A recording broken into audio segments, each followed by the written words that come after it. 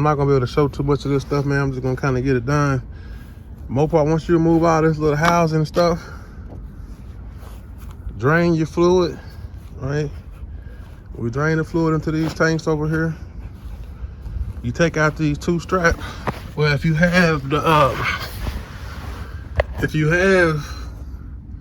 bolts or the sway bars here, there's normally two bars here.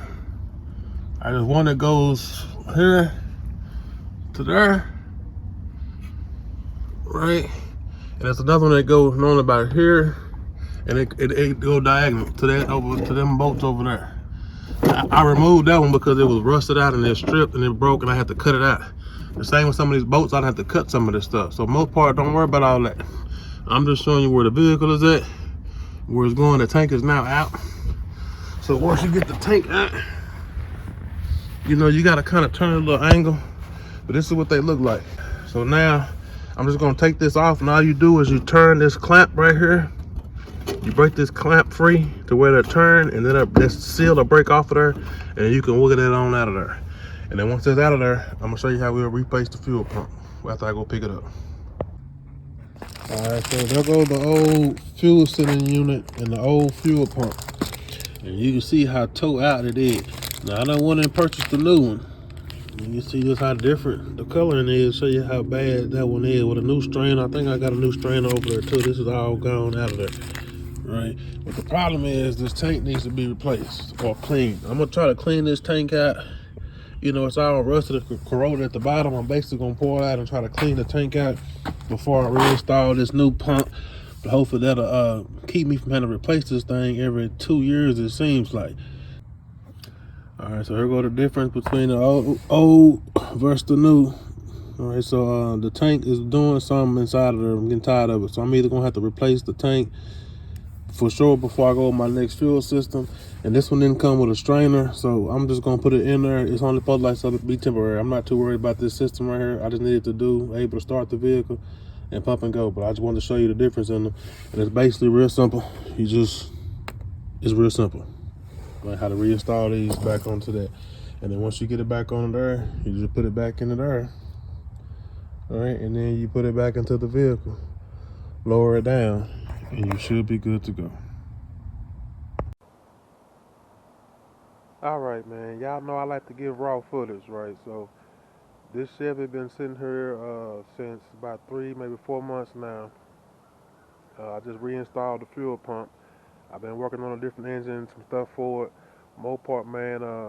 One thing I love about Chevys is they stay cranked. No matter how long if it was running before it started sitting, then it should crank when it go before it was sitting. So I'm gonna go crank and start it up, and it should turn over here for us.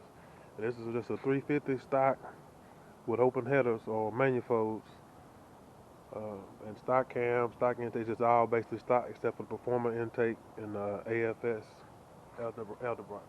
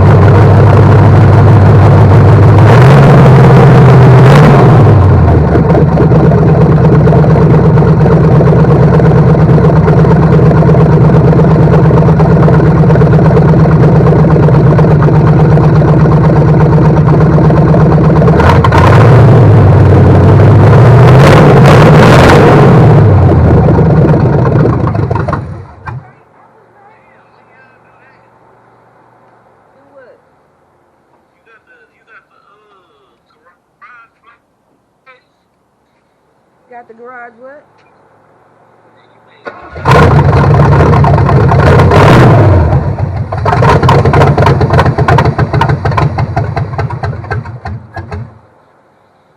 Oh, I see gas going everywhere, babe. Alright, so it's pretty much messing with me right now, man. I thought it was the fuel return line. Like I said, when the other fuel pump was going out, I had just removed the return line and it seemed to have run better.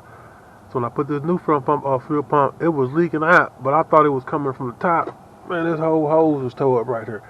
So it still may not need this return line I just put in there. So I'm gonna take the return line back out, fix this hose, and I think we should be good to go. So just give me a second here, and this baby gonna fire up before the night's up.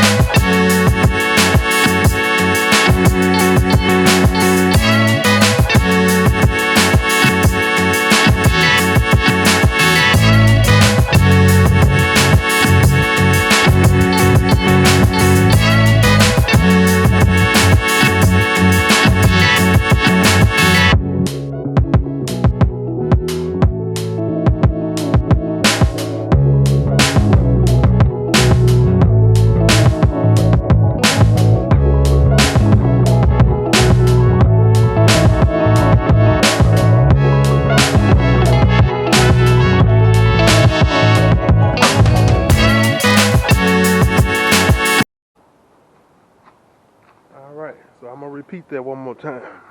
When the Chevys are done correctly, and you do all your checks correctly, you don't just go start it because you're trying to rush to start it. You check your lines, you make sure there's no leaking like I'm supposed to do, then you start it. So now let's give her a test over. Hope she's not too flooded over, and she should give you that rumble that she's good for.